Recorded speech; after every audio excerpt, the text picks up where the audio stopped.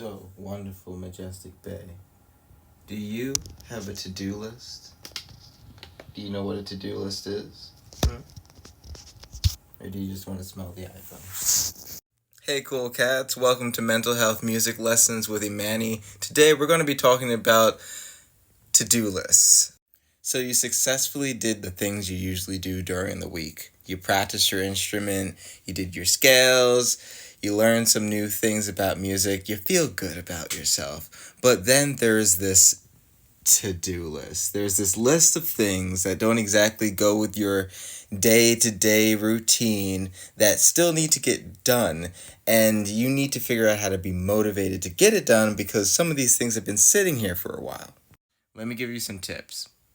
When you have a to-do list, I like to put verbs before it because everything in here is an activity, and activities require actions. And we want to be as specific as possible so that when we look at something, we can immediately start doing it and not start overthinking about it.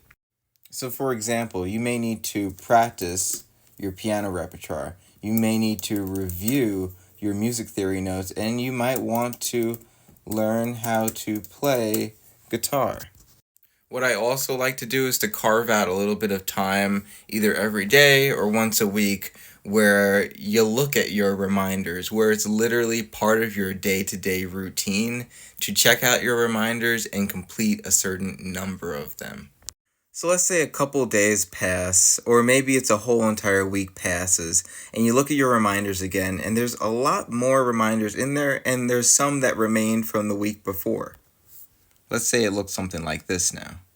I like to set goals for myself to try to make my reminders list a certain number or less by the end of the day. If possible, it's a goal and it's okay if I don't achieve it. I usually try to reward myself with something maybe a little sweet or something like that. I like apple pie a lot, so many times I eat some apple pie afterwards, or I lay down and relax and just feel happy that I've completed a certain number of things that needed to become completed. And if I don't reach the goal of, let's say, making sure that I have 3 things or less to do on this list, and this is a very big exaggeration, my personal to-do list is much longer than 3 things, but let's say that was our goal. If I don't accomplish that, that's okay. I work for a certain amount of time, and then I take a break and I try again the next day. So with this rule I set for myself, I'm going to remove or at least move over. I'll make a line. Sometimes it's really hard to delete something straight up, so this way I can move it over and delete it later. So I know that I want to learn one thing at a time. This is one of the other reasons why we have these verbs here, because we can kind of organize to see what excess to-dos we may have. Learning to play the harp and learning to play the banjo are part of just what we're doing in the learning part of our lives. Reviewing oral skills also, well, that's a situation where maybe I don't need to remove that yet. But our goal is to reach 3, so let's say I move those to maybe later, and then today I practiced my piano repertoire, which would allow me to have only 3 things remaining.